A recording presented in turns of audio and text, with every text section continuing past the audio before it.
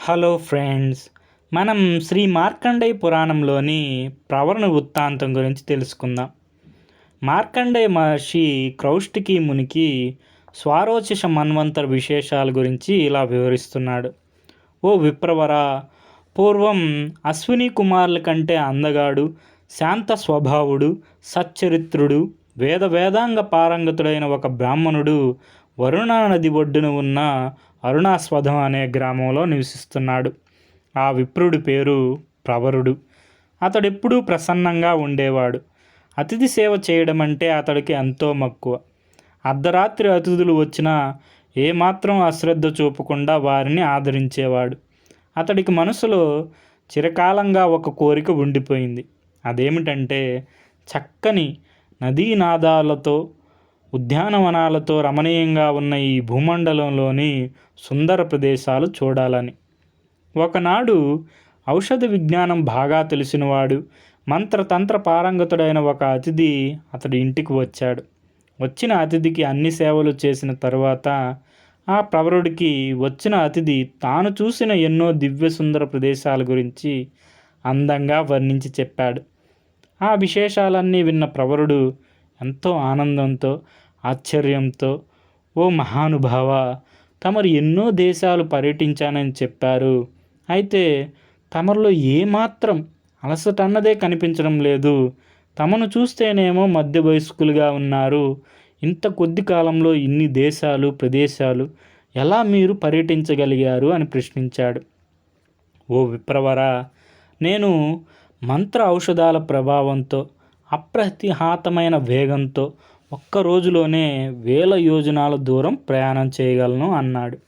అది విని ప్రవరుడు ఎంతో ఆనందపడి ఆయనతో, స్వామి, నాకు కూడా ఈ భూమండలంలోని సుందర ప్రదేశాలు చూడాలని కోరిక.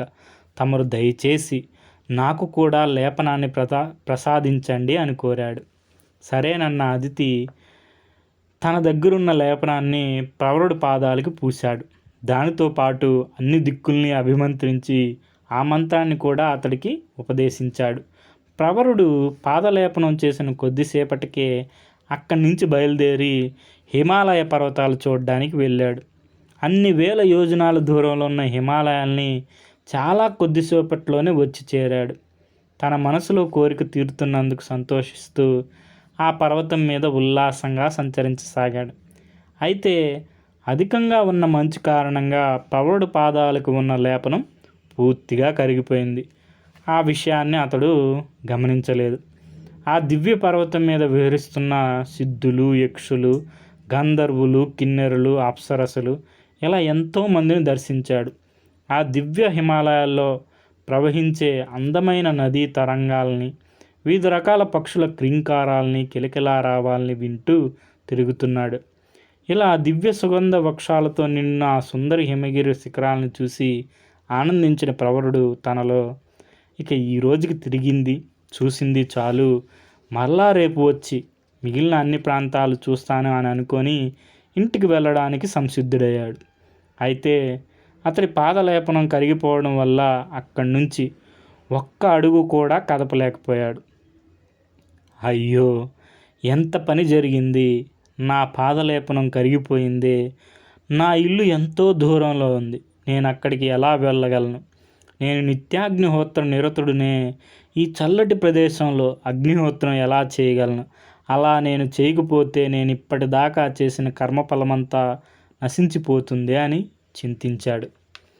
కొద్దిసేపటికి తమాయించుకొని ఈ పర్వతం మీద బాగా వెతికితే ఎవరైనా సిద్ధపురుషుడు కనిపించకపోడా, ఆయన్ని ప్రార్థించి నా ఇంటికి చేరే ఉపాయాన్ని తెలుసుకుంటాను అని అనుకొని ఆ పరిసర ప్రాంతాల్లో సంచరించసాగాడు.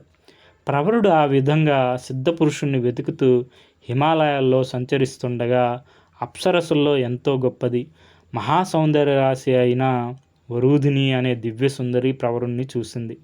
బ్రహ్మ వర్చస్సుతో వెలిగిపోతున్న ఆ ప్రవరుణ్ణి చూడగానే వరూధిని మనస్సు అతని మీద మరులుగొంది. తనలో తాను, ఎవరి దివ్య పురుషుడు, ఎంత అందంగా ఉన్నాడు!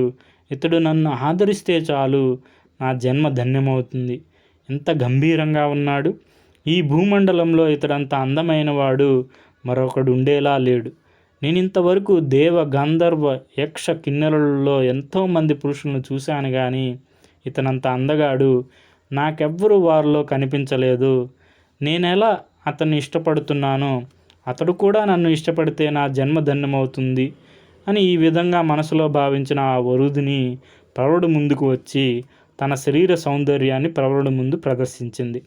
ప్రవరుడు తన ముందు నిలిచిన వరుదిని దివ్య సౌందర్యాన్ని చూసి ఆశ్చర్యపోయి ఆమె దగ్గరికి వెళ్ళి, ఓ సుందరి, ఎవరు నీవు? ఇక్కడ ఏం చేస్తున్నావు? నేను ఒక విప్రుణ్ణి. మాది అరుణాస్పదం అనే గ్రామం. ఒక సిద్ధుడి అనుగ్రహంతో పాదలేపనాన్ని ధరించి ఇక్కడికి వచ్చాను. ఆ లేపనం మంచు వల్ల కరిగిపోయింది. అందుకే ఏం చేయాలో తోచక ఇలా తిరుగుతున్నాను అన్నాడు. వరుదిని అతడి మాటలు విని, ఓ విప్రవర, నా పేరు వరుదిని. నేను ఒక అప్సరసని. నిత్యం ఈ పర్వతం మీద విహరిస్తుంటాను. ఈరోజు నిన్ను చూసి నా మనసు చెలించిపోయింది.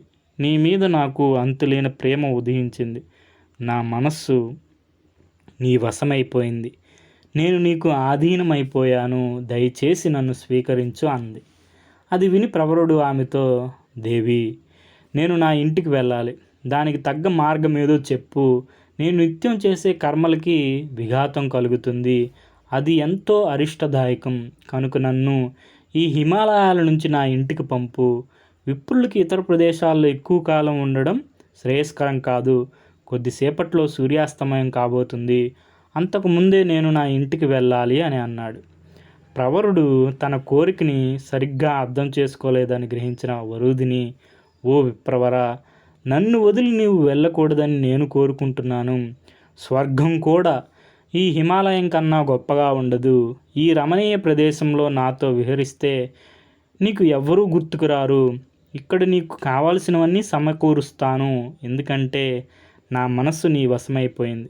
ఓ దయానిధి, నీవిక్కడ నివసిస్తే ప్రతిరోజు కిన్నెరల మనోహరమైన సంగీతాన్ని వింటూ ఆనందంగా కాలం గడపగలవు. ఇంత అందమైన దృశ్యాలు నీ ఇంట్లో ఉండవు కదా. ఇది దేవభూమి, పరమ పవిత్రమైంది, యవ్వనాన్ని పెంపొందిస్తుంది. కనుక నన్ను తిరస్కరించకు. నీవంటే నాకు చాలా ఇష్టం. నన్ను వరించు అని అంటూ ఒక్కసారిగా ఆవేశం ఆపుకోలేక హఠాత్తుగా ప్రవరుణ్ణి కౌగిలించుకుంది.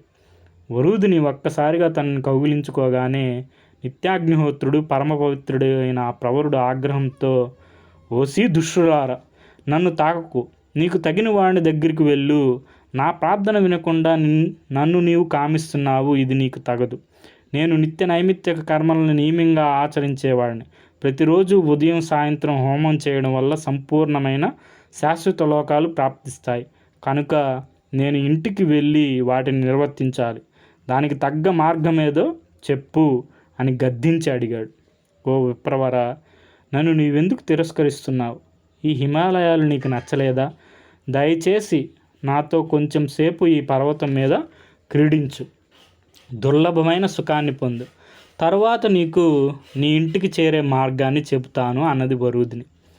ఓ వరుదిని, బ్రాహ్మణులు శాస్త్ర ప్రకారం విచ్చలవిడిగా సుఖభోగాలు అనుభవించకూడదు. దానివల్ల వారికి ఎన్నో కష్టాలు నష్టాలు కలుగుతాయి. ఇది శాస్త్రం చెప్పిన విషయం. దయచేసి నన్ను వంచకు. పరశ్రీని కోరవద్దని నా గురువు నాకు చెప్పారు. కనుక నీవంత ప్రాధాయపడిన, ప్రాణత్యాగం చేసిన నేను నిన్ను గ్రహించను అని హెచ్చరించాడు. వరుదిని తనకు ఇంటికి వెళ్ళే మార్గం చెప్పదని గ్రహించిన ప్రవరుడు మానసికంగా ఆచమనం చేసి పరిశుద్ధుడై గార్హ్యపాత్య అగ్నికి నమస్కరించి, ఓ గార్హ్యపాత్య అగ్నిదేవ, అన్ని కర్మలకి బీజస్వరూపుడు నీవే. ఆవాహనీయ, దక్షిణ అనే 2 అగ్నులు నీ వల్లనే ఉత్పన్నమయ్యాయి. నీవు అనుగ్రహిస్తేనే దేవతలు వర్షాలు కురిపిస్తారు. ధ్యానం వల్లనే ఈ జగత్తంతా ప్రతిష్టమై ఉంది. ఏ సత్యం ద్వారా ఈ ప్రపంచమంతా నీలో ఇమిడి ఉన్నాయో ఆ సత్యం ద్వారానే నిన్ను కోరుకుంటున్నాను. సూర్యాస్తమయం అయ్యేలోపు నేను నా ఇంటికి వెళ్ళెదనుగాక. నా మనసు ఏ సమయంలో అయినా పరద్రవ్యాల మీద కానీ పరస్త్రీల మీద కానీ కాంక్షను పెంచుకోకుండా ఉన్నదో అలాంటి మనసుతో నేను నా ఇంటికి వెళ్ళాలని కోరుతున్నాను అని అంటుండగానే ఆ విప్రుడి శరీరంలోకి గార్హ్యపాత్య అగ్ని ప్రవేశించింది. దానితో అతడు దివ్య తేజస్సుతో వెలిగిపోవడం ప్రారంభించాడు. అతడి తేజో రూపాన్ని చూసి వరుదిని మరింతగా అతనిపై ప్రేమ పెంచుకుంది. అంతలోనే ఆ ప్రవరుడు ఆ స్థలం నుంచి అత్యంత వేగంగా తన గృహానికి వెళ్ళిపోయాడు. ఆ దృశ్యాన్ని చూసి వరుదిని ఏమి చేయలేక విరహంతో నిట్టూర్పులు విడుస్తూ విలపించసాగింది.